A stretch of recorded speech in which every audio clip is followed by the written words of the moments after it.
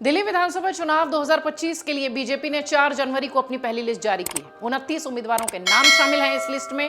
पहली लिस्ट में दिल्ली के उन हॉट सीटों पर अपने उम्मीदवारों को मैदान में उतारा है बीजेपी ने, जिस पर कि कड़ा मुकाबला देखने मिल सकता है। सवाल उठता है कि इन चेहरों को बीजेपी ने मौका दिया, जिससे कि अरविंद केजरीवाल और सीएम आतिशी के सामने एक बड़ा संकट सामने दिखाई पड़ रहा है, या यूं कहें कि आम आदमी पार्टी को कड़ी चुनौती मिल रही। पहली लिस्ट में पार्टी ने नई दिल्ली सीट से अरविंद केजरीवाल के सामने पूर्व सांसद प्रवेश सिंह वर्मा को प्रत्याशी बनाया है, जबकि सीएम आतिशी के सामने कालकाजी सीट से पूर्व सांसद रमेश बिधूड़ी हैं। बीजेपी इस बार दिल्ली चुनाव मध्य प्रदेश विधानसभा चुनाव के फॉर्मूले पर लड़ रही है। मध्य प्रदेश चुनाव में भी बीजेपी ने बड़े चेहरों को उतारकर सबको चौंकाया था। आइए जरा जानते हैं कि बीजेपी के वो बड़े 4 चेहरे कौन से हैं जो कि आम आदमी पार्टी के दिग्गजों को कड़ी टक्कर देंगे। इस फहरिस्त का पहला नाम है दुष्यंत गौतम। दुष्यंत गौतम पार्टी के राष्ट्रीय महासचिव होने के साथ साथ हरियाणा से राज्यसभा के सांसद भी हैं। पार्टी से बड़े दलित नेता के तौर पर अपनी पहचान वो रखते हैं। पहले भी एमसीडी और दिल्ली विधानसभा के चुनाव वो लड़ चुके हैं। उन्हें हार का सामना करना पड़ा था। पार्टी ने इस बार उनको करोल बाग से प्रत्याशी बनाया है। वहीं आम आदमी पार्टी ने यहां से विशेष रवि को प्रत्याशी बनाया है। बीजेपी का दूसरा बड़ा नाम है प्रवेश वर्मा। बीजेपी ने नई दिल्ली विधानसभा सीट से पूर्व सांसद प्रवेश वर्मा को प्रत्याशी बनाया है। इनके पिता साहिब सिंह वर्मा दिल्ली के पूर्व सीएम रह चुके हैं। अगर आपको याद हो तो पार्टी ने इस बार 2024 के लोकसभा चुनाव में उनका टिकट काटा था। इसके बाद से ही ये कयास लगाए जा रहे थे कि उन्हें विधानसभा में टिकट मिलेगा। प्रवेश वर्मा दिल्ली बीजेपी के बड़े नेता हैं, मुखर रहते हैं। अरविंद केजरीवाल से मुकाबला अक्सर उनका दिखाई पड़ता है। इस लिहाज से भी उनको इस सीट से चुनावी मैदान में उतारा गया है। रमेश बिधूड़ी पूर्व सांसद कालकाजी सीट से चुनावी मैदान में है। प्रत्याशी के तौर पर बीजेपी ने इन पर भरोसा किया है और फायर ब्रांड नेता है, कद्दावर नेता है, जमीन पे पकड़ है, इस तरीके की बात रही है इनके साथ।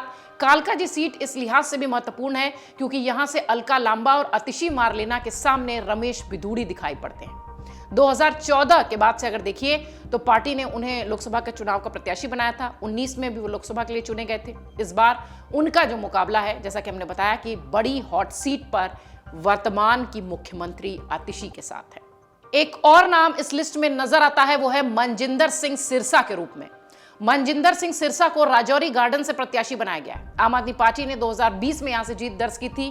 धनवती चंदेला को प्रत्याशी बनाया था उस वक्त। अगर देखा जाए तो सिरसा इस सीट से 2017 का बाई इलेक्शन भी जीत चुके हैं। इससे पहले 2013 में भी वो यहां से चुने गए थे। सिरसा फिलहाल पार्टी के राष्ट्रीय सचिव हैं।